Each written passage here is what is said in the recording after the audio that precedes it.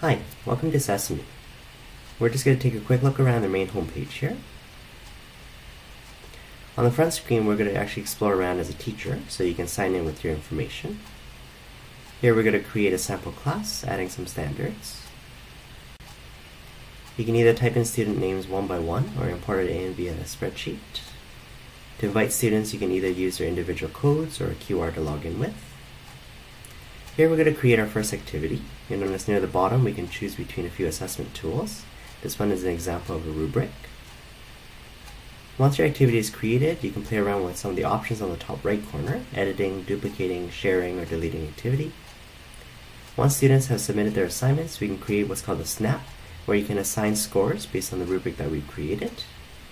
We can toggle between students along the left side, adding comments along the way.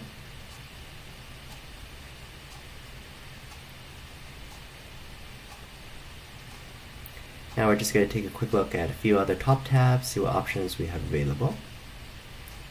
Let's create a second activity here. We can choose some standards by clicking on the appropriate box on the left side.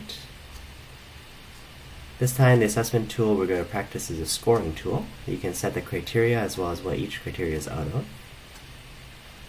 You can view the standards by clicking the appropriate box. Create a snap just like before, assigning scores to each of your students. Let's just create one last activity here. You can either set your activity to private. Here the assessment tool we're using is a checklist. So again, you can click and add comments along the way.